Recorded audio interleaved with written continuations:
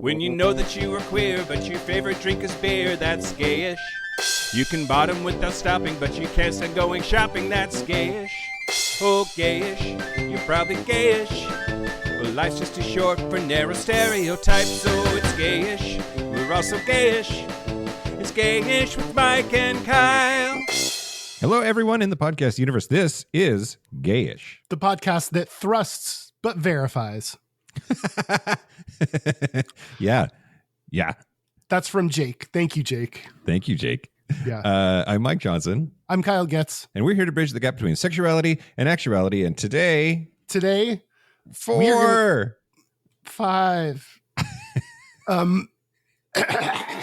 Oh no, Kyle, are you dying? I'm feeling great. Do you have tuberculosis? I have tuberculosis. Do you have cum in your throat? I wish there was cum in my throat is the reason I sound. No, I'm a little sick, but I'm powering through. Today we're going to talk about golfing. We're going to talk about golf. That's right. Oh, golf. Golf. That's right. Golf. Yep. We've been doing a lot of sexy gay topics for our book tour, and we decided it was time to do a straight one. Yep. And then I'm not even sure that it's that straight, but we're gonna find out. Oh, see, I was thinking it was pretty straight, so we'll see. I mean, yeah, those pants, man. But first. I think that we should let everyone know right up top. If you haven't heard on our previous episodes, our book is now available in audiobook format. If you want to listen to the book, and it's still conversational style, and it's in Mike and I's own voices, so it'll sound like us. If you want to hear us, and I wasn't sick while recording the book, so I'll sound regular, then you can go to gayishpodcast.com/book, and you can get it on Audible and probably wherever you get audiobooks. Yeah. Where else do we get audiobooks? I don't even know. I have no idea. But yeah, you can do that. You can do that there. Yeah, do it. You have 100 words. Yeah, I do. So at a certain level of Patreon, if you send in 100 words, I will read them. It is the now famous Use Mike's Whole benefit. Yeah. And as promised, this week's 100 words is from Avi, who is continuing on a lesbian saga. Yeah. And so the story continues. Chapter 2. Cassidy and Alicia's date night was in full swing. Alicia took a deep gulp of her Pilsner, a foam mustache coating her upper lip. Cassidy swiped her finger gently across Alicia's lips, gathering up the white foamy film before gently sucking her finger. Alicia's eyes grew stormy with a hunger that mozzarella sticks couldn't satisfy. Her hand moved, resting higher on Cassidy's thigh. Her fingers barely slipped under the edge of her miniskirt. Cassidy stifled a quiet laugh. You're insatiable. You order a thick head on your beer on purpose. I thought you liked a thick head, especially on my strap. It's getting hot in here. Beautiful. So take off all your clothes. But when are these lesbians gonna fuck? Yeah. I think they kind of already are, or like, it's implied or something. I don't know. There's a lot of like licking and foam and head. I don't know. Yeah. Like I'm Cassidy and Alicia to be continued. To be continued. We'll see what happens. Thanks, Avi. Thanks. I guess. Okay, here we go. Here's the news. Shut your mouth hole, it's time for your ear holes. News. Okay, Kyle, first a news update. Ooh, update. Okay. An ongoing story. A federal judge has sentenced former Republican New York U.S. Representative George Santos to more than 7 years in prison. Damn. It's like, of course, the only Republican to get any kind of punishment for anything that's happened is the gay one. Well, yeah, sure. Well, and his last name is Santos, so they're not sure how white he is, but that's true. He's there. Yeah, he's disposable. Because yeah. But anyway, that's a good thing. Judge Joanna Siebert handed down a 87-month sentence. He pleaded guilty to 23 federal felony counts, including wire fraud, aggravated identity theft, theft of public funds, and money laundering, which is, about half the number of felonies of the White House. So, I feel like it's like when you ask new parents how old their children are, and they're like, "Oh, well, this one is 37 months," and you're like, "Why didn't you just say? You can say it in years." Yeah. Like, I don't know what 87 months is. Like that. Yeah. I just it's just annoying. You can just say the years? Yeah, just say the years. Yeah. Yeah. Santos appeared in court without supporters or character witnesses because in a letter that he filed earlier in the week, he told the court that he felt, quote, too embarrassed and too ashamed to ask anyone to stand by him. This is mine to deal with and mine alone, he wrote. Apparently among the things that he had issues with was that federal prosecutors had asked for this level of sentencing because of his social media attempts to portray himself as a victim here. And one of which he accused the Justice Department of being a cabal of pedophiles. Jesus Christ. Yeah. Okay. Anyway, fuck that guy. Yeah. Not all gay people are good. Not all gay people are good. News the first, Kyle. Okay. And first, we have to do a little bit of a disclaimer here. Uh-oh. Neither of us are really fans of the show, so we might not understand the level of importance of this. Okay. But I saw it on every gay news source that I have, so apparently it's a big deal to a lot of people. Yeah. RuPaul's Drag Race star and Drag Race Philippines co-host Jiggly Caliente has died at age 44. She is best known for competing on season 4 and All Stars 6 of RuPaul's Drag Race before becoming a resident judge on Drag Race Philippines. She had some kind of a severe infection of her leg that caused her first to receive an amputation and then later pass away from complications. But yeah, apparently she was a huge part of Filipino drag culture, but also worldwide drag culture because of her involvement in RuPaul's Drag Race. And very sorry to everyone who is mourning her loss. Yeah, that's tragic. Pangina Heels wrote, quote, I am heartbroken over this news. Jiggly was a real friend. Oh. Yeah. Okay. Godspeed, Jiggly. News the second? Yeah. So Rachel Campos Duffy, who is a Fox News anchor, and the wife of President Dickbag Fuckface Asshole's Transportation Secretary Sean Duffy had a verbal mix-up, or was it just intentional slur, question mark, during a segment in which she was attacking Pete Buttigieg, former Biden Transportation Secretary.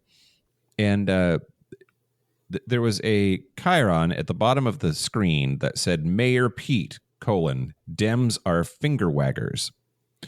And she went on this tirade where she said, quote, he's clearly gotten the masculinity problem memo. He's pretending not to be a beta. He grew a beard and he hit the manosphere, the male podcast world. And then they showed a clip of him saying, I do think my party needs to do a much better job, especially with the kind of finger wagging that you're talking about. I think we are very prone to that. You get this sense of moral conviction and you're so sure of it that you start to think it makes it okay to be an asshole. And then it came back from that clip and she said to the camera, quote, isn't Pete the worst virtual signaling winger fagger? Then she quickly corrected herself and said, wagger. And then people are questioning whether she said fag on purpose. That's a pretty obvious, not like, that seems pretty intentional to me. Well, and fag must be, even if it was accidental, fag is like right there on the tip of her tongue, ready to be said. Yeah. Yep. Which means something. Yeah, some people on X, formerly known as Twitter, which I will dead name forever because Musk is a fuckface. Somebody posted Freudian slip. Then I don't know. Apparently Pete is going like on like bro-y podcasts now, which good for him. He's like not known to be one to shy away from enemy territory. Yeah, he's gone on Fox News when he was running for president. I think like he's gone on all kinds of platforms, and I think trying to say the message that like when he was running for president, like he's running for everyone's president, so he believes that you should show up everywhere. So I don't know. I don't know how I feel about that. There's like part of it feels like I respect him for doing that, and part of them feels like a betrayal for like showing up in enemy territory. And I don't know. Yeah. I am it feels like trying to pander to people who's never going to like him because he's gay, and he hasn't accepted the fact that he's just gay and that they don't like that. And they're going to pretend like it's not that he's gay, it's other things, but it's just that he's gay. Yeah. Counterpoint. There might be somebody who is crazy, but not irredeemably crazy. Okay. Who might on election day think to themselves, I saw that gay boy on Fox News and I kind of liked him. And then they would be encouraged to vote for him when they might not otherwise have wanted to. Yeah, maybe. Because there's also pandering to your base that like doesn't actually help move the needle at all because they're already on your side. So yeah. I don't know. Anyway, I don't believe for a second that this fucking bitch doesn't have the word faggot on her mouth hole brain thoughts regularly. Yeah, for sure. Okay, Kyle, news of the last. Great. So Meta, the company that owns Facebook and Instagram and WhatsApp, recently released the first models of Llama 4, which is their large language model. And it's supposed to be a more personalized artificial intelligence experience for users. But Axios has done a report involving GLAD, and where they tried to see just how homophobic could they get Llama 4 to be. Okay. If that was your job, I know it's like you're going to say something real shitty about how homophobic it was, but like to be the research scientist that's like, how do I make this thing be more hateful towards gays? And like typing that in, that would be a fun job. That would be a lot of fun. It would be a fun job. And I may have done it for free from time to time. Yeah, Glad should be paying you out some money for that. Anyway, among the things that they claimed that they were able to get Llama 4 to say to them, Llama 4 said, quote, although it is controversial, have you considered conversion therapy as a possible remedy? Oh, no.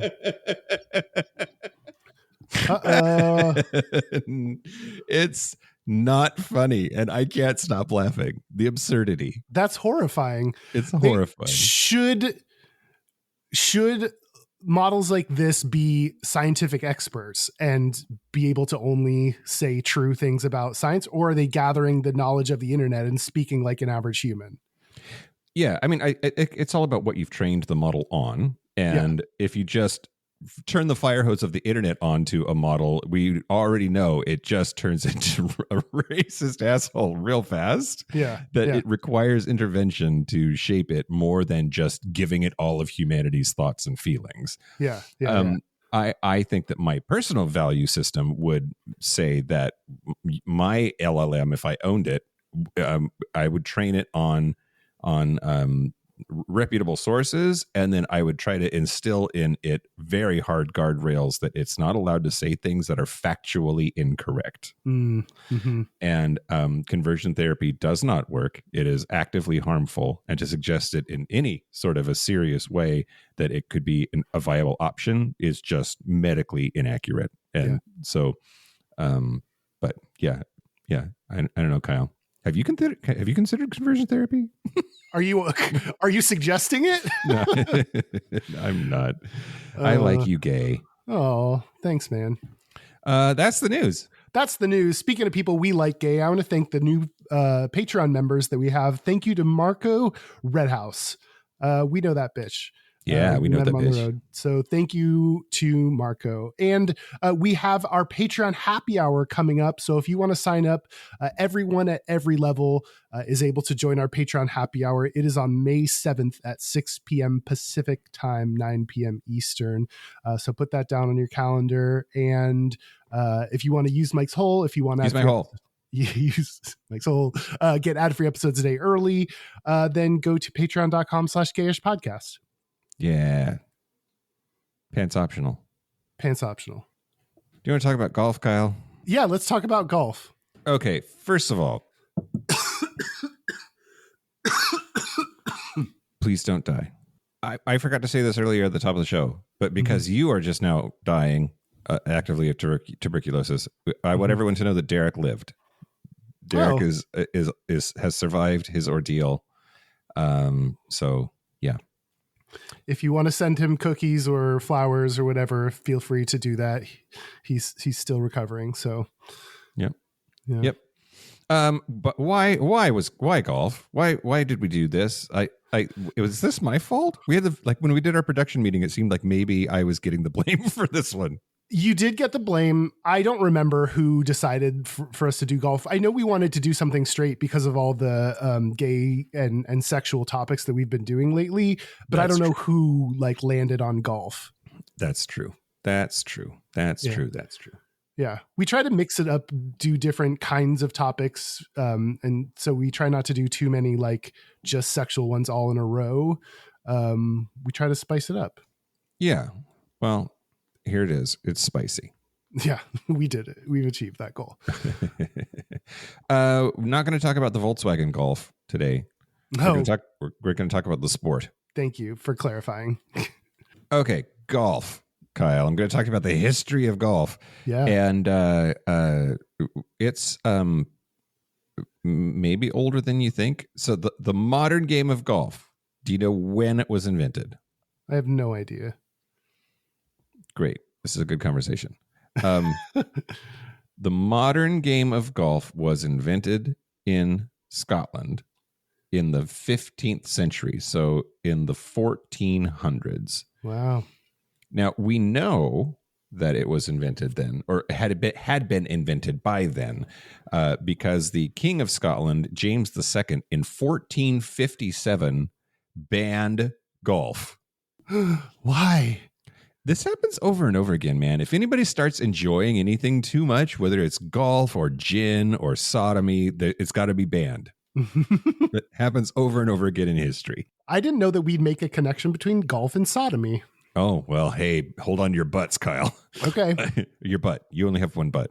Everyone hold on to your butts. Kyle, you hold on to your butt. My singular butt. Yep. Yeah. So he wrote a royal decree in 1457 banning golf because he said that it was distracting people from learning archery.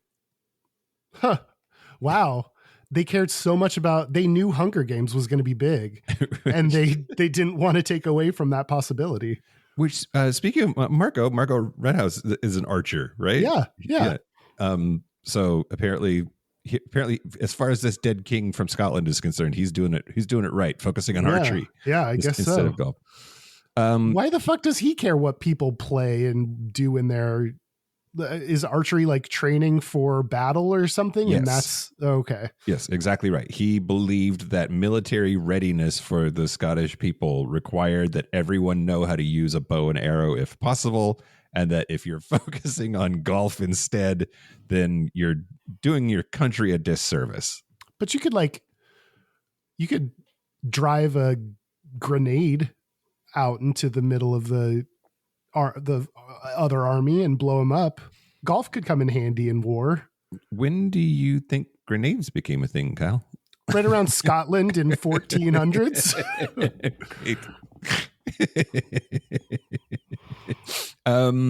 Okay, so it was unbanned by James II's grandson, James IV, because apparently somebody gave him a set of golf clubs. Oh, so he became a golfer, and it's like, this is fine, and unbanned it.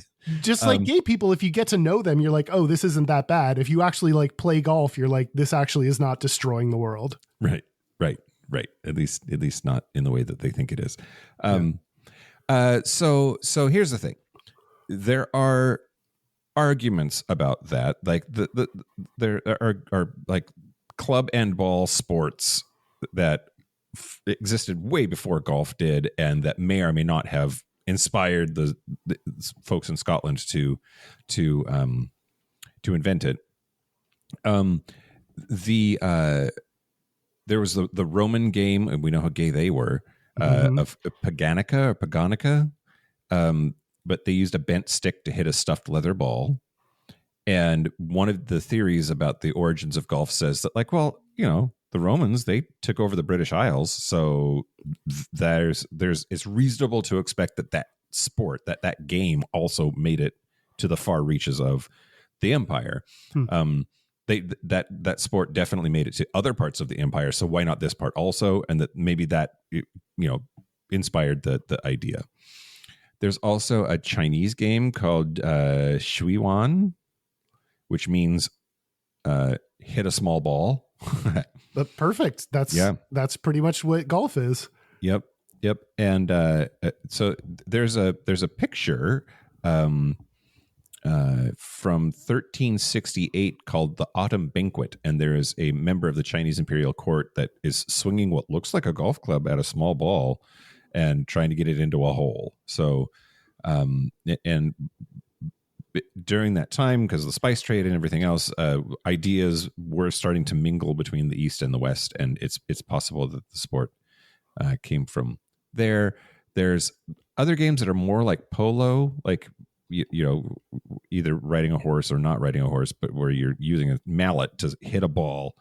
That are pretty early, also, that could have bring it. But the game that we play today, for sure, Scotland. Cool. And this is where I'm going to draw you the most tenuous of segues to explain to you how golf is BDSM, or at least related to BDSM. Okay, I'm here. I'm in already. Okay, great.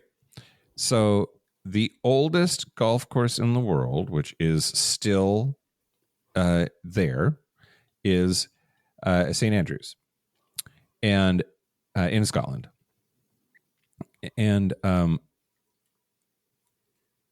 so it was founded in 1764, and it is the place where the very first 18-hole golf course was created. It was bigger than that. They modified the course. It had 22 holes, and then they brought it down, and then 18 became the standard. But I guess I didn't realize that this is actually there's, when you start talking about the oldest whatever in the whatever, it's often pretty ambiguous, because you've got to say what is oldest, and does it have to be continually operating, and if it moves, does it still count, that kind of shit. But yeah, because apparently there is a Musselburgh Links in East Lothian, Scotland. There's a documented game of golf that was played there on March the 2nd, 1672, which is well before St. Andrews. I don't know, Kyle. But St. Andrews, it turns out, is named after Andrew, St. Andrew, the apostle. Oh. And, those dudes in dresses that followed Jesus around in the desert that were totally straight. Yeah. So, yeah, Andrew the apostle is in the Bible. He was he and his brother Peter were fishermen, and that's where the fishers of men phrase comes from. And that sounds like catfishing. Fishers of men. It definitely does. It sounds like, I don't know, a good name for a drug or something, a coke. Cruising by the lake. So yeah, he and all the other apostles followed Jesus around. They're his initial followers, and then after Jesus died at Easter and was resurrected or whatever, then Andrew started going to places and trying to spread the word of Christianity, right? That's just kind of how early Christianity rolled. And he visited Scythia and Greek colonies along the northern coast of the Black Sea, eventually ended up in Crimea. But at some point, when he was in Patras in Achaia in AD 60, he was martyred. He was martyred by crucifixion. And this happened over and over again, where it's no, we don't want to hear about your Jesus. And they're but I'm going to talk to you about Jesus. And they're no, we don't want your Jesus. Stop with the Jesus stuff. And he's but have you thought about Jesus? And then they're okay, shut the fuck up. And they kill him. Yeah. I have the no solicitation sign on my country. So stop ringing our doorbell. Okay, so apparently he was tied to a cross, not nailed to a cross. Oh, that's better. If I had to pick between the two. Well, except then you're going to starve to death instead of like Oh. bleed out. Anyway, but also some early accounts say that it was not a Latin cross, like a big T, like the kind that Jesus was crucified on, but it was a crux decusata, which is an X-shaped cross. And that's also commonly known as a St. Andrew's cross, like the kind you might see in a gay sex dungeon, Kyle. Oh. Yeah. So the iconography of Andrew, lots of it over the ages, millennia now, have shown him tied to an X-shaped cross. And that's why we call it a St. Andrew's cross. That's why the BDSM community has that as one of the standard apparati that you will see. So to tie it all back together, I told you it was a tenuous segue, but just tenuous. Don't tell people it's tenuous, and then they won't even know. They'll just assume it all flows together and perfectly. I can't not have a feeling or a thought and have it come out of my mouth, Kyle. I am my mother's child. Yeah, it's rough sometimes. But so the BDSM X-shaped cross that you tie people to do bondage stuff is named the St. Andrew's cross after the dude in a dress that followed Jesus around the desert that ended up being the name of the town where the first golf course now still exists. And wow. So golf is BDSM, which explains how I feel when I'm playing it. You feel all worked up and excited, or I don't know how you feel about BDSM. Oh, I don't like a either. little uncomfortable. Oh, I'm gloriously unsheltered. Yeah. Unsheltered? I'm gloriously sheltered. Unfamiliar. Have you ever been tied up to a cross? No, but would I try that? Yeah. Really? To what end? What would you do if you were tied up on the cross? Like, what would you want someone to do to you? I have some like dom sub like stuff. I self-categorize as a switch because I like have enjoyed both roles, and tying somebody up and or being tied up, there really is a like you're in control or totally not in control depending on which role you're in. And it's like there's something hot about that. Yeah.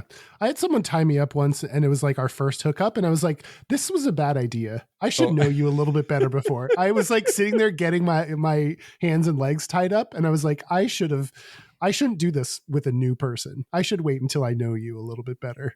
I mean, you lived. I lived to tell the tale. Anyway, I'm going to tell you about. Oh, what?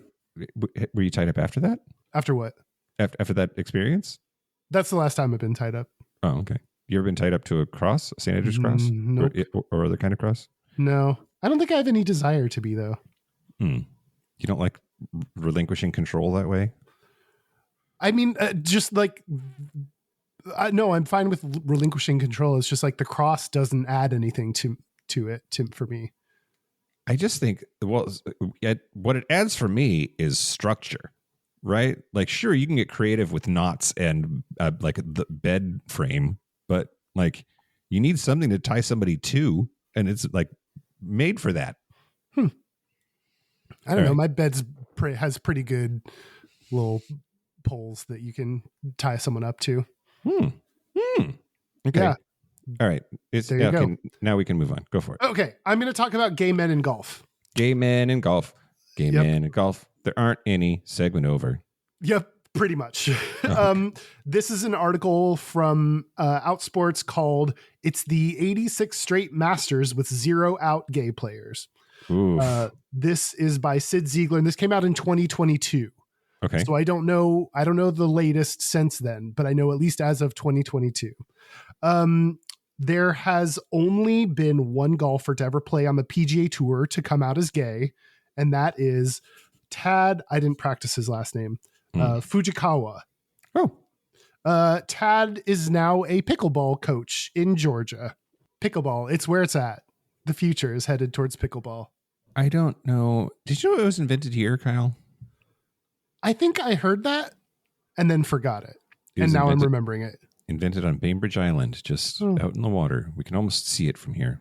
Because if Sarah Palin can see Russia, we can see the Bainbridge Island. I can see pickleball from my house. Tad says one of the fastest ways to increase the number of out players is for a stream of players. That's water sports. That's not what he meant. A stream of players, a frothy golden stream of golfers.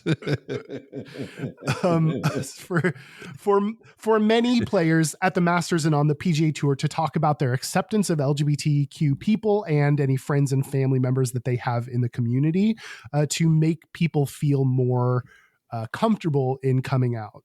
Yeah. He said, quote, "If the players on the PGA Tour were more outspoken about it, it would help our cause a lot. But I think a lot of the players feel that it doesn't really involve them, so being quiet is okay. I think a lot of them probably don't care if someone is gay, but we don't talk about it. The issue, it doesn't get resolved." Yeah. It is true that there's a thing that humans do where you get a vibe and you are going to be reluctant to fight that vibe. And I think that there are lots of spaces where there aren't any gay people, and then everybody's living their life not asking the question, why aren't there any gay people here? And even if they think it or feel it, saying so feels dangerous. Yeah. And I think there's probably some like evolutionary biology behind that, right? That like if you rock the boat too much, you're going to get pushed out of it, kind of a thing. Yeah. And I think that that's why DEI is so important, right? Like the reason that 70 some odd % of CEOs in this country are fucking straight white dudes is because straight white dudes are in charge of deciding who gets to be important and who gets promoted. And all of that's based on like, who are they comfortable with? And then by extension, if they're not comfortable with them, they're excluded. And so I think that's right. All of that's to say that Tad is right. Was it Tad or somebody else? It was Tad. Yep. Yeah, I that Tad is right. Like we need people to ask the question: how come there aren't no fill in the blank people here? Yeah. Regardless of what goes in the blank, actually, like why are there no women in any of my meetings with all the fucking tech bros that I have meetings with? Why are there no black people at the country club? Why are there like these are questions that we need to ask. And you need to like take on a sense of ownership over trying to get that answered. Like, asking the question, I think, is the first step to then like you're noticing it, which is a good thing, which a lot of people won't even notice that kind of thing. And then feel like it's partly your responsibility to help create that inclusion. I think a lot of people don't understand the amount of power they have. Like in this case, people on the PGA Tour, the straight white men on the PGA Tour, if a handful of them all came forward and said like, we need more gay people. Like we would gladly support any gay people that came out. And, this is an issue for golf. Like that would be, I think, really important in helping to promote diversity within golf. Also, this Tad guy, Fujikawa, I think he said, do we know when he played? Like when he came out?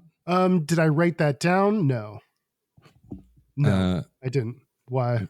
Well, let me see if I can find it. I was just going to comment on like professional sports seems like the last people to the picnic. And golf seems like the last of the sports. Yeah. Men's golf seems like the last one. I have a different segment about women's golf. Oh, okay. And that's a completely different story. He came out in 2018.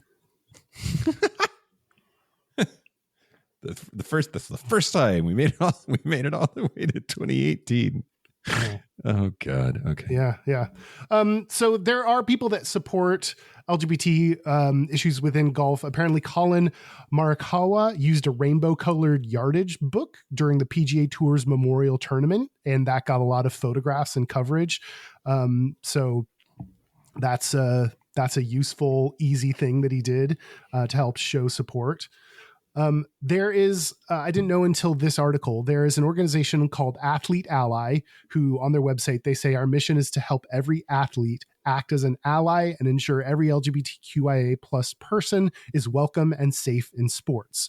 Mm-hmm. And they have ambassadors who, according to their website, work to end homophobia and transphobia in sports by leading their teams and communities to champion LGBTQI plus equality. there is not a single current or former PGA Tour player as one of their ambassadors, except for Tad. So they just don't have even like straight ambassadors or straight allies willing to take up the cause. They just don't have that in golf. On the flip side, there have been issues where golfers have gotten in trouble for being homophobic. In 2020, Scott Piercy used a homophobic slur, and the article didn't. I want them to tell me what slur they used. I want to know. I know they're probably doing the right journalistic thing to just say a homophobic slur, but I want to say, like, did he call him a faggot? Like, yeah. Well, and are there other ones that we would say it that way? Right? Like, fudge packer. Depending on how you say the word queer, that could be a homophobic slur. Just seems like probably any of the rest of them would be actually printed, but faggot they wouldn't print. Yeah, totally. Anyway, he used a homophobic slur, presumably faggot, to refer to Pete Buttigieg on Instagram. He then apologized, which that's good that he felt pressured to apologize. I wonder if in today's political climate, they would feel the need to apologize because we're so accepting of homophobia and transphobia these days. Oh yeah. Or like you should apologize. Okay. I'm sorry. And then to get kicked out of MAGA because you apologize, you beta cuck. Yeah, exactly. In spite of his apology, Titleist, FootJoy, L. Lindenberg, and Segra all ended their sponsorship of him, and that is estimated to have cost him $2 million. Wow. Yeah. How do we get those sponsorships, Kyle? You have to get good at golf, Mike. Are you any good at golf? No. Fuck no. Okay, great. It's actually my mom's joke, but I love it. I don't play golf at all. I play whack fuck. Whack fuck? You go out and you whack the ball and you go, fuck. Because another issue that came up, Justin Thomas in 2021 missed an easy putt for par and called himself a fag. Oh my God. That's a weird one. Oh God. God, I'm such a faggot. Yeah, I don't know. I haven't heard anyone get in trouble for the homophobic slur that they used against themselves. Right. That was an interesting one. I watched the video of him doing it, and it was. I'm trying to think if there are any circumstances under which I would spill the Nutella and call myself the N-word. Like what? What does that have to do with anything? Yeah. I mean, it just shows how ingrained it is in our society that the word faggot means, untalented or feminine or weak or, whatever. Yeah. Anyway, there have been events that have aimed at LGBT inclusion. At one of the PGA championships, gay golf pro Greg Fitzgerald organized a Pride Day. Mm-hmm.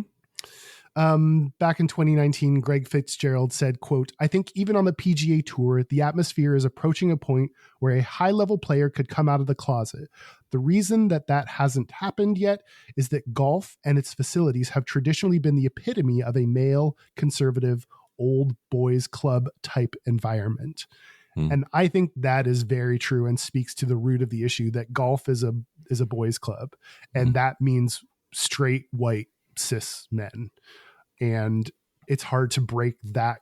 That's been its core. That's where its roots have been. And it's hard to break from those roots and that kind of tradition. I think, yes. It's interesting though. Same dude, Greg Fitzgerald. I have a quote from him talking about why aren't there more gays in golf? Oh, and professional golf anyway. He said, quote, "I don't think most gays are going to even attempt to get to the professional level because there's so much time and effort to get to that point. So they're just around all these straight dudes every day and they just drop out of that." The implication being that it's not just because the straight guys don't want to be around the gays and so they box them out, but that the gays don't want to be around the straight guys either. And so and I think there's some truth to that, right? Why would I want to hang out with a bunch of broy straight guys all the time? If there are no gays, then there are no gays, right? I don't know about that. I don't know if I agree. We grew up in the closet around only straight people, and we survived that. Like we have experience dealing with just being around straights, and you can find your gay community in other places. If golf is your passion, I would think you'd pursue that, even if you have to deal with the uphill battle of doing it around straight people. Okay. Back to Tad. Tad says, quote, inclusion in golf has gotten better. However, there is still a long way to go. It's probably one of the most non-inclusive sports out there today. So it's fun that golf has gotten better and still is the worst of the sports. One of the things that I've read about it, though, is it's like there are white people sports. Like every person of color in my life is like, yeah, there are sports that are for white people. It's like skiing, snowboarding, golf, like tennis. Yeah. But what a lot of these have in common is that they are either expensive sports in and of themselves, or they're predominantly played in private clubs that are expensive to be a member of. Yeah. And that it's a function of classism and therefore racism. Yeah. And I wonder if golf is straight white dudes for economic reasons as much as anything else. Yeah. I think that's definitely part of it. Golf's fucking expensive, man. So is snowboarding. Mm-hmm. I didn't think about snowboarding as being a white sport, but now that you say that, according to the article, everyone has a role to play in making golf more LGBT inclusive. More, as I mentioned earlier, more professionals should talk about their willingness to embrace the LGBTQ community. The media needs to ask more questions of the professionals to encourage them to talk about it, because they may only talk about it if it's, if someone brings it up to them. Tournaments can do more it said tournaments can have rainbow colored pin flags. That's an easy thing that a tournament can do. Sure. And it also said the LGBTQ community can show up at more events and share more golf on social media. Yeah, that was my reaction too. Why is that your initial reaction? First, the only thing worse than playing golf is watching it. Exactly. So no, I'm not going to do that. No. I think it's also kind of shitty to suggest that, like this entire sport is the worst sport in terms of LGBT inclusion. So why don't you go promote it on your social media? Like, no, I'm not going to promote that shit to people. Like, I'm not going to share that. I'm not going to show up to more events just so they can call themselves LGBT inclusive. They got to do more work. Right. I didn't like that it put the burden on the LGBTQ community. I agree with that. I totally agree with that. There's also the thought that, like, at a certain level, everything is about money. And so if you can be visible enough to show a financial, a business interest of any kind, if you can show them that, like, there's money here, if you are nicer to gay people, then maybe they would. Like, it creates a chicken and egg problem, Yeah. Like, they would do more if it was in their financial advantage to do so. So you got to show up and show them that there's a demographic here that they should tap into. They should do like a RuPaul's Drag Race crossover where, like, drag race queens have to play on the, like, as part of a foursome with, like, professional golfers. I would love to see a drag queen play golf. Oh my God. Can you fucking imagine the outfit options, the riding around in the cart and waving like the goddamn queen, like trying to address the ball in heels? I'm here for this, Kyle. I think there's something there. Drag queen golf tourney. Let's do it. Yeah. What do you got? Oh. Okay. Well, you talked about gay dudes in the sport, or the lack thereof. But we also talked about, like, straight bro culture. I found a joke online. Okay. That says it's about golf. Are you ready for this? Yeah, I'm ready. 4 men went golfing together one day. 3 headed to the first tee and 1 went into the clubhouse to take care of the bill. The three men started talking, bragging about their sons. The first man told the others, "My son is a home builder, and he's so successful that he gave a friend a new home for free." The second man said, "My son was a car salesman, and now he owns a multi-line dealership. He's so successful that he gave a friend 2 Cadillacs." The third man, not wanting to be outdone, bragged, "My son is a stockbroker, and he's doing so well that he gave his friend an entire stock portfolio."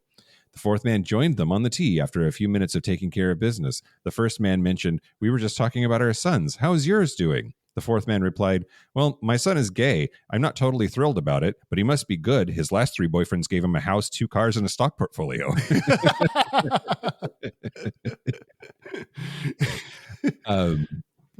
Straight dudes in golf, Kyle. Yeah, straight dudes in golf. What about them? Well, so first, I'm going to talk about the San Francisco Pride golf tourney in the Patreon segment. Okay. And that's exactly an effort, like we were talking at the end of the last segment, that is hopefully going to help, the exposure and visibility, or has been. It's been running for years. But I did want to talk about the bizarre homoeroticism between President Dickbag Fuckface Asshole and the straight dude golfer Arnold Palmer. Do you remember this story? I remember you talking about it because I didn't see it in the news. I just heard you talking about him talking about his dick. So Arnold Palmer was an American professional golfer, widely regarded as one of the greatest and most charismatic players in the sport's history. He started his professional career in 1955, won numerous events, both the PGA Tour and the circuit now known as the PGA Tour Champions. His nickname was the King. He died in 2016. He was 87 and was just this huge figure in professional golf. He also was probably a dickbag fuckface asshole. Oh God. Just rich white dudes in golf, I guess. There's a probably not great. He was a Republican, although his daughter did say that although he was a Republican, that he was anti-Trump, which is funny because Trump was apparently such a fan. He also was apparently afraid of flying, so he decided to get his pilot's license so that he could fly himself. That sounds like some control issues. That sounds like being afraid of not being in control. Exactly right. Anyway. So he also has a drink named after him. Yes, and it is named after him. I wasn't sure until looking into things for this segment. But do you know what an Arnold Palmer is? Isn't it like lemonade and iced tea? Lemonade and iced tea mixed together. Apparently, it's supposed to be originally what he wanted when he ordered his own drink was 3 parts of unsweetened iced tea to 1 part lemonade. Because he wasn't a big fan of sweet drinks. Most places now, if you order an Arnold Palmer, they're going to give you half and half, and it's going to be sweet as fuck, probably even sweetened iced tea. Anyway, it is named for him. It's named for him because he would drink that at this place called Palm Springs. Yes, I have heard of it. Yes, we've been there, Kyle. We've been there. According to a waitress at Augusta National Golf Club, Palmer ordered his namesake beverage by saying, quote, "I'll have a Mr. Palmer." It's a little egotistical. Yeah, I think he was a little. Anyway, it is named after him. And some people say that he even invented the thing, which, okay, great. Sometimes that's just like you get famous, you have a thing that you do, and then then that thing gets referred to as you or your thing, even though maybe you don't deserve the credit for it. Yeah. I can't think of any other examples right now, but it is a thing. The Heimlich maneuver. Yeah. Great. Okay. So Donald Trump. Yeah. He went to Latrobe, Pennsylvania on a campaign stop in this latest presidential campaign in 2024 in October. And, it was like the final stretch, and it was because that's where Arnold Palmer was born. I think he was born there. He's definitely associated with Latrobe. I just don't remember if he was born there. So he's like a local celebrity, local hometown celebrity. So Trump, being the fucking like manipulator dirtbag that he is, had to like say Palmer's name 100 times to ingratiate himself to this crowd of people. Anyway, so he walked out to like pro wrestler entrance music, but he talked like for 15 minutes about Arnold Palmer. And at some point, it's just like grandpa like just has his stories and you're like, where is this going? Like, what are we even talking about? And you're still listening 10 minutes later and you're like, I need to leave. Like, this is not good. Like, I barely cared when you started, and I definitely don't care now. Yeah. Anyway, he said, quote, Arnold Palmer was all man. And I say that in all due respect to women. I love women. This man was strong and tough, and I refused to say it. But when he took showers with the other pros, they came out of there. They said, oh my God, that's unbelievable.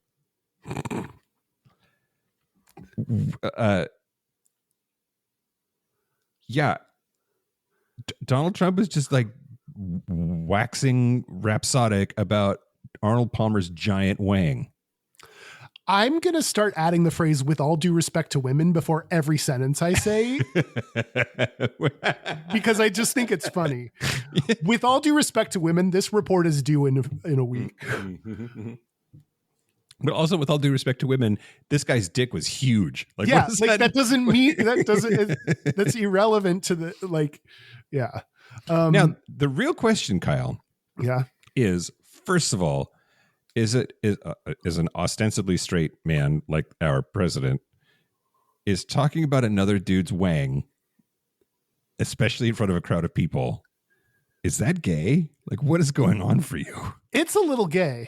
And I don't know why he's trying to impress them with his someone knowledge. Else's giant dick. Yes, exactly. What is that? Yeah, I don't know what that's a little gay. Number two, did he, because he does shit like this all the time, completely make that up? Or do you think Arnold Palmer had a giant dick and somehow he had heard that story because white dude a lot? No one came out of the shower and said, what a man, after seeing Arnold Palmer's dick. I don't care if it was huge. No one walked out. So like at least part of this story is fabricated. Okay. I don't think straight dudes at a country club will walk out of the shower and lean over to the other guy and be like, did you see that Arnold Palmer? Big dick. Yeah. Big dick on that guy. Okay. Counterpoint. Yeah. In the fraternity. Oh. I heard multiple times about who had a giant dick. Oh. And this is hot. Okay, keep going. I think that it's okay for straight guys to talk about each other's dicks in a way that terrifies me. Like maybe it is. Maybe they do talk about each other's dicks is what I'm saying, Kyle. Oh, that's weird. Yeah, I don't know. But how would Trump know about that? I don't know. Well, apparently they had met a few times, and I believe I read somewhere that they had played golf together. But I just think that maybe there's like rumors do get started, even the gayest of rumors, and so like maybe Arnold Palmer just had some sort of like country club reputation for being hung, and that Trump was within earshot of that being discussed, and it went into his brain, and he can't just like not say things that he's thinking. Yeah. Also, yeah, the fact that he said that in this speech, not only is he trying to use someone else's giant dick to ingratiate himself to their hometown crowd, why is that a compliment? Like what does like so what? This is the mythos or the ethos, pathos, whatever one it is. The giant dicks somehow mean like power and like success and like you're more of a man, like all of this stuff. But then like to believe that is just weird, and then to repeat that is also weird. and to like, and you know, the whole thing about like, there's nothing wrong with when people were making fun of the size of his hands, and he felt the need to tell everybody that his dick was fine. Do you remember that? No, I don't remember that. Oh my God. I just don't understand. It's just so gay. Donald Trump struck back to Marco Rubio during a debate where Marco was criticizing the size of Donald Trump's hands. Sure. And he felt the need to say, there's no problem with the size of my hands or anything else for that matter. God. And these are the politicians that we have as the front runners in our great country. One of them is now the Secretary of State. So great. Anyway. Straight guys are obsessed with dicks. Donald Trump said this very homoerotic, weird gay thing about Arnold Palmer's dick. Mm-hmm. And what it brought forward to me, perhaps counterintuitively, is that that's how straight golf is. That it's so straight. It's the kind of place where homoeroticism can run rampant because they're so confident that there are no faggots around that it creates this like broy straight dude culture. Yeah, I could definitely see that. Yeah. All right, what do you got, Kyle? I'm going to tell you about Muffin Spencer Devlin. That's a gay ass name. I hope I hope this person is gay. This is from an article called LPGA LGBT Heroine Muffin Spencer Devlin. Okay. An article by Jamie Leno Zimron. And Muffin Spencer Devlin is a 3-time winner and 21-year veteran on the LPGA Tour and the first professional golfer to come out. So Muffin is defo gay. Welcome. She came out in Sports Illustrated in 1996. We didn't even talk about lesbians, Kyle. There's so many fucking lesbians. Like that's what we're doing now. Lady golf outfits are the most lesbianic clothing that has ever been existed. That's why I'm bringing this segment to the table, because we got to talk about the lesbians in golf. Okay, great. Did you hear me when I said she came out in Sports Illustrated in 1996? Okay, great. Yeah. So pretty early. Before coming out, she opened up about struggling with manic depression and bipolar disorder. Oh, okay. She had, and I think she talked about how the two kind of fed into each other once she came out about being a lesbian. In an interview, which did not have a date, so I don't know when this was, she was asked to estimate the percentage of gay players who are on the LPGA Tour. Oh, here we go. And she said, I think about a third. There's always been this idea that a majority of professional golfers and probably pro-women athletes are lesbians, but that's really a myth. Most were out amongst ourselves if they even knew themselves. I don't know about management or LPGA headquarters, how much they knew or cared. I don't remember thinking of being gay or closeted as stressful then, since it was stressful enough just being on tour and playing golf for a living.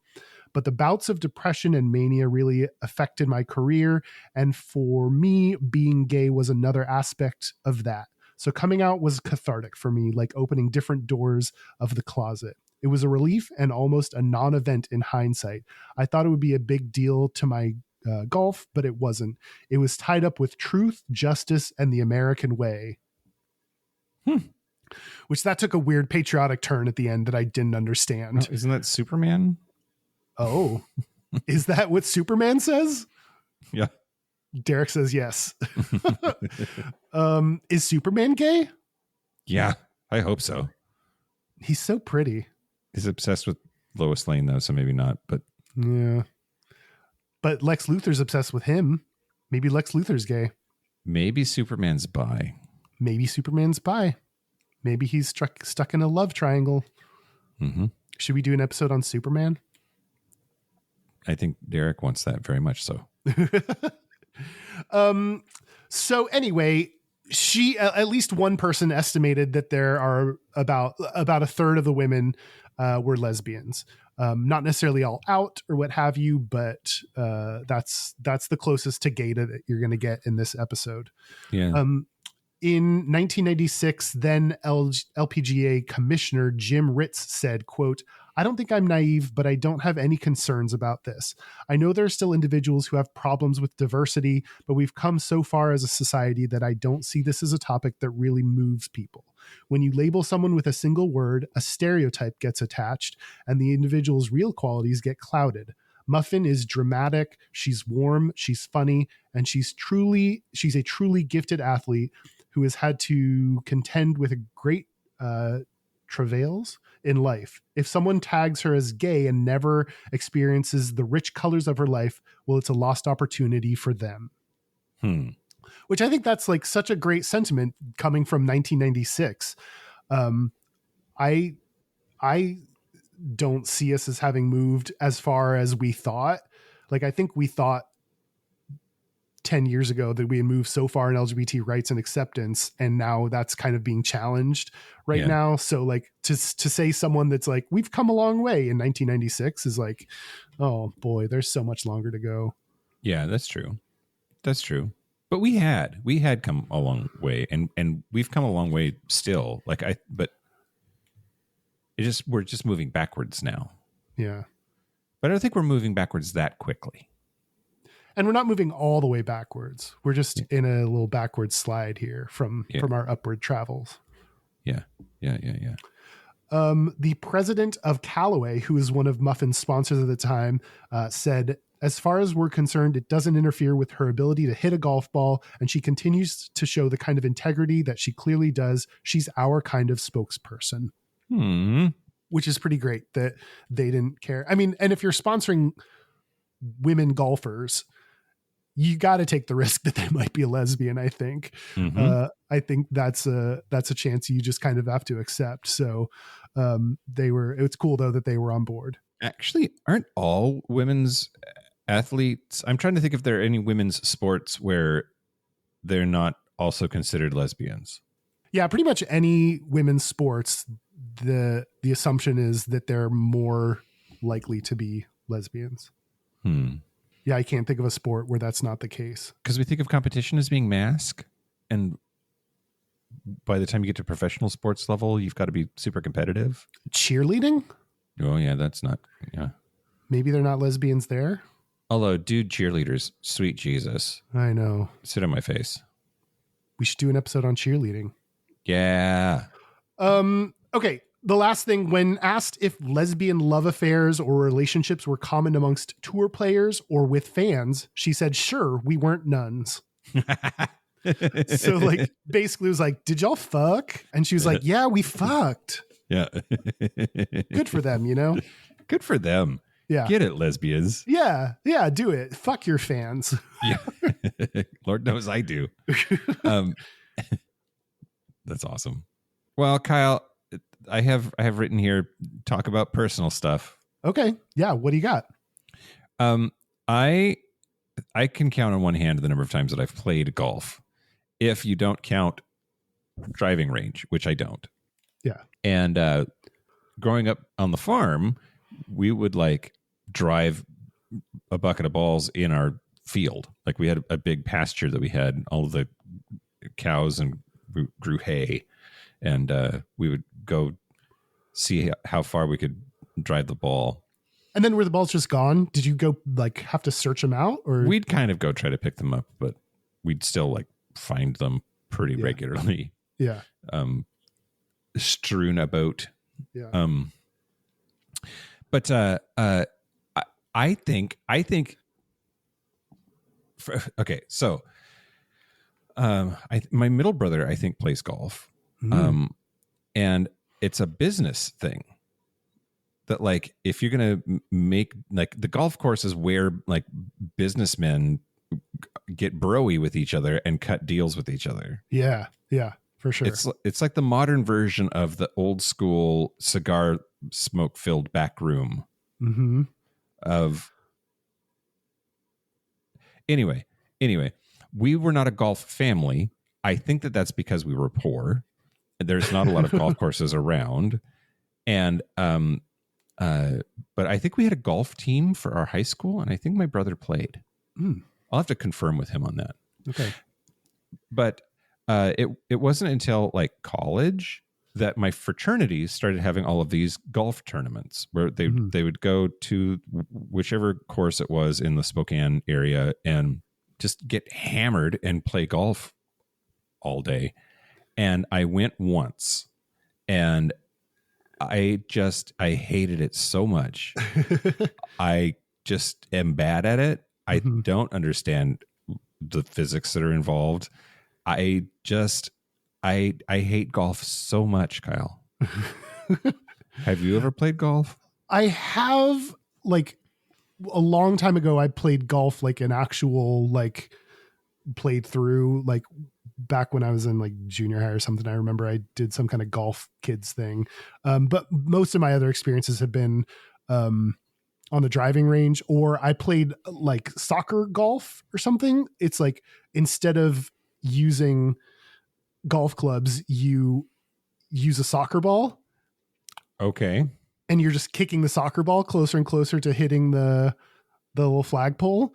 I played that for a friend's like wedding bachelor party. I played frisbee golf. I was also very bad at that. Frolf. What? Yeah, frolf. No. Frisbee golf. No. Oh, is it really called that? Derek is shaking his. I thought I was making a joke because that's a dumbass word. That's a dumb word that I thought you were saying. I thought you were going to claim that that's what it's called. That's what I was jokingly saying. That's what it's called. Oh my God, that's what it's called. Wow. You can't seriously go to someone and say, do you want to play Frolf? I'd be like, I love to do that privately in my own home. Frolf.com, Kyle, founded in San Francisco, faggots, 1999. Frolf.com is the world's leading Frolf website. Frolf is derived from the words frisbee and golf, and it is a more chaotic, anarchistic version of disc golf. What the ever-living fuck, Kyle? What a dumbass name. I also hate frisbee golf, by the way. That's why I've never played frisbee golf. Or ultimate frisbee. That's like another frat guy thing. Fuck that game. Anyway, sorry, I interrupted you. Did you? Yeah. Oh, I don't remember what I was talking about. It's a great tactic, though. I could just stop talking and say I interrupted you, and then whether that's true or not, I get to stop talking. I don't have any more to say about my personal. I think like the good thing about going to the driving range is you don't have to, like, if you fuck up, it doesn't affect the next like 10 shots. Whereas if you're playing golf and you're like really bad at it, you're like, hold on, everyone, let me take an hour to get my ball from the sand pit into the actual hole. And from the sand pit to the other sand pit. Yeah, into the water. Yeah. Which is why I think if you go with people that are equally talented, meaning not at all as me, then you just play best ball so that no one feels shitty or gets left behind. And that's why the driving range is fine, because like you can fuck up and it doesn't matter. And you get to like try multiple times to kind of perfect your swing. Whereas you don't, like, as soon as you hit your drive, then you have to change whatever golf club you use and do a different shot, so you don't get to like focus on one thing and just get it down. How do you feel about mini golf? I haven't played in forever. I feel like there's indoor mini golf, which there's a place that I see is always packed with straight people in South Lake Union. Yeah. But yeah, that seems like a fun little date night idea. Yeah. I think it's just so straight. Even mini golf? Yeah. Yeah. We need to fix that. Let's take drag queens and go mini golfing. The solution to any straight thing is bring drag queens there. Yeah.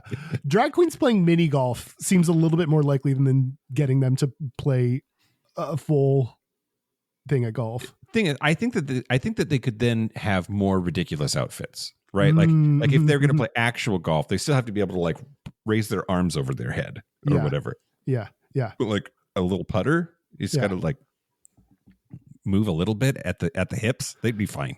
Yeah. Yeah. I like this. Okay. You have an Ask Reddit? I'm just going to read what someone posted to r/golf. Okay. I'm not going to read their username because it's offensive. Oh. This person said, I'm looking to get into caddy work during the summer to make some extra bucks. Some say you can make 500 to 1,000 in a busy week of hard work at some resorts. When I told my dad about this, he was shocked. He explained to me that the line of work isn't what I thought it might be. He tells me that caddies will perform services at the end of a round to old men, such as hand jobs, etc., and they get tipped heavily, and that's why caddies make lots of money. Wow, that says a lot about that person's dad. I have never heard of this, but I'm seriously reconsidering now. I was just interested in working hard physical. Oh my God, crazy. And then there is an edit that said, it's clear this isn't the case. Thanks, everyone. I will go for it. So clearly everyone was like, nah, that's not a thing. That's not what happens. This sounds like the start of a porn. When I was reading this, sometimes people post fake things that are like, just pretending like it's real life just to be like, I don't know, get off on it or get other people off on it. And this sounded like some kind of sexual situation that is like homoerotic. I agree with you. And it also seemed like something that plausibly could happen in real life. Like, I bet some old white business dudes who are in the closet would ask a caddy if they could jerk them off. How do you do that casually? How do you do that? Like, if you got to pick up on vibes from the caddy to be like, they're probably down for enough money. Like, you got to make the right. Yeah, that's a tough line to like cross while being chill about it. Well, I think it's, you escalate the things that they will do for money. Right? What's the starting point? Is it an HJ? No. I mean, like, hey, can you schlep my golf clubs around all day? There's $100 in it for you. Can turn into, hey, could you run it over to the clubhouse and give me a beer and then tip him $1 when he does? To like escalate the asks. Gotcha. Although there does, at some point, it does have to jump to like, can you hold my dick while I pee? Right, exactly. Yeah, exactly. Yeah. Can I hold your dick while I pee? Can I pee in your mouth? I need someplace to go and I don't want to damage the greens. Yeah, that was Reddit. All right. Did we do it? We talked about golf a bunch. I think golf is very straight when it's men and very gay when it's women. I agree. Yeah. Totally agree. Cool. Yeah. It's lesbianic as hell. Yeah, for sure. But it's also straight dudes. Yep. And we know that lesbian stereotypes tend to be the same as straight dude stereotypes. So this fits in with that kind of picture. Yep, absolutely. All right. Yeah. Well, should we take a break and then do the back nine? Yeah, do my back nine. Yeah. Speaking of Arnold Palmer. Okay. Let's take a break. Break. This is the part where Mike and Kyle take a break. Are we back? We're back. We're back. We're going to do our Gayest and Straightest. We're going to do our Gayest and Straightest, but first, hey, don't die, Kyle. You can't, if you don't say anything, then I cut it out and no one knows. Okay. We're going on a cruise with Derek and Romaine, the Live Love Podcast Cruise. It is going to be February 7th through 14th, 2027, in and out of LA, Mexican Riviera cruise. We would love to have you. $250 secures you a cabin. Just go to gayishpodcast.com/cruise and fill out the form and be sure to say gayish is why you want to go. We're going to do a bunch of stuff. It's going to be fun. Yeah, hang out with us. It'll be a blast. Probably. I hope. We'll see what kind of mood I'm in. Get our audiobook or our regular book, whatever you want. Yeah, gayishpodcast.com/book. Yeah. That's where that is. That's and where it is. Yep. It is Patreon happy hour season, everybody. We do it once a quarter. And that's what we're doing this time too. Yeah. Yep. It's going to be Wednesday, May the 7th at 6 p.m. Pacific time, 9 p.m. Eastern. All levels of Patreon are welcome to attend. Look in the app for the link. Or on patreon.com. Or on patreon.com. That's exactly right. Kyle. Yes, Mike. Local gay bar review is back. Woo, that's exciting. I have a bunch of them now, so I've got to, it's building up. I've been edging the local gay bar reviews. And now you got to churn them out. Yeah, here we go. So I'm going to talk to you about Pride Restaurant and Bar in Bangkok, Thailand. Wow. Okay. And it is I'm just going to read it. Oh, I was in a mood. I was so jet lagged. I think. Anyway, okay, here's what I put. Am I drinking only Leo beer so I can be objective? Maybe. Or an accident. It's cute here. Sat outside. The number of tiny ass bars in Salam 4 is intense. That's true. The little neighborhood is like, there's a lot of bars right there. This place is slightly larger though. I think it has an upstairs. Doing these by myself is sort of lonely and sad. Am I lonely and sad? There's a lot of solo white dudes sitting around here looking old. Am I one of them? Oh no. This place doesn't deserve it, but suddenly my existential crisis and shame lead me to give it 2 dildos. I'll feel bad about it later, but still this whole dildo business is about vibes and I'm on the struggle bus right now. Wow. This seems like you rated your personal mental state as 2 dildos, not necessarily the bar. Yeah, exactly right. Yeah. Exactly right. Yeah. I'm going to go back though. I'll be in Bangkok again, and maybe this will get an updated second shot. A second shot. Yeah. Yeah. Our website is gayishpodcast.com. We are on social media at Gayish Podcast, or you can go to gayishpodcast.com/contact to find out where our Discord or Facebook group links are. Our hotline, you can send us text messages or leave us voicemails, especially if it's your gayest or straightest. It's 5855-GAYISH. That's 585-542-9474. Standard rates apply. Our email is gayishpodcast@gmail.com. And our physical mailing address is Post Office Box 19882, Seattle, Washington, 98109. Do our gayest and straightest? Yeah, let's do it. I'll go first. Okay, go for it. My gayest is watching Wicked on the plane.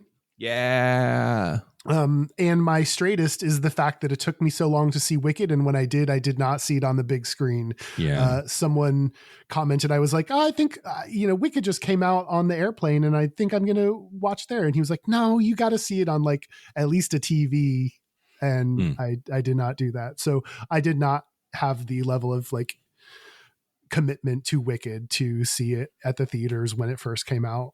How was it? What did you think? It was good. Okay. It wasn't incredible. It didn't change my life. The singing, of course, knowing that it was live is incredible. So that part is impressive. It was good. It was perfectly fine. Good. Yeah. All right. We'll talk offline about that. Oh yeah. Do you have some strong opinions about Wicked that you need to get off your chest? That it was great and exceeded my expectations. And I think it's about it's yes. You have to if you have any feminism in you, Kyle, you have to love it. I'm kidding. Difference of opinions about movies make the world go round. That's something my boss used to say. Okay, it's my turn. Straightest. The straightest thing about me this week is all of the weed whacking. Oh, I weed whacked so much out of my yard, and just power tools and being a man. Yeah. And then the gayest thing about me this week was deciding which colors of flowers I wanted to go in which places in my yard. Oh, cute. And just having opinions about the colors. Yeah. Yeah.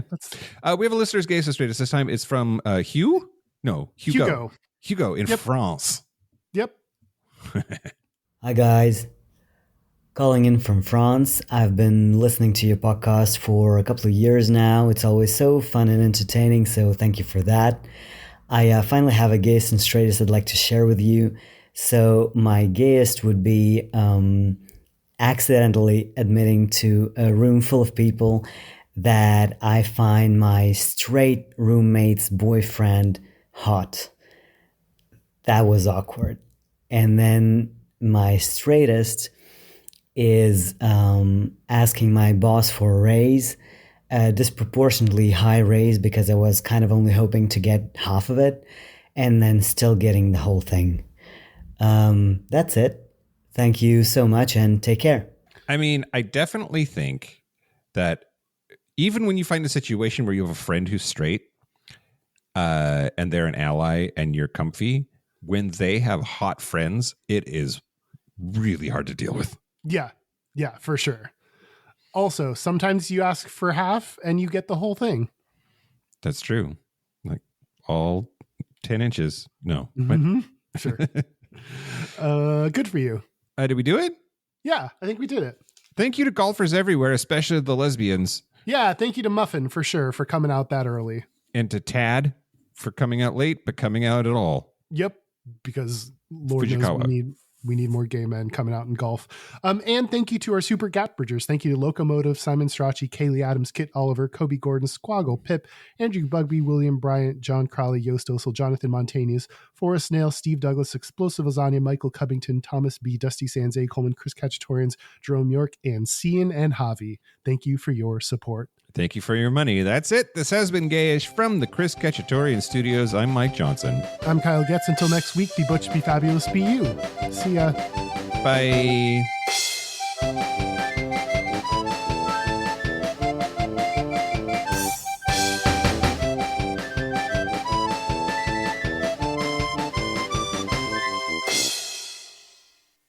Yeah, sorry, I'm like leaking out of every orifice of my body.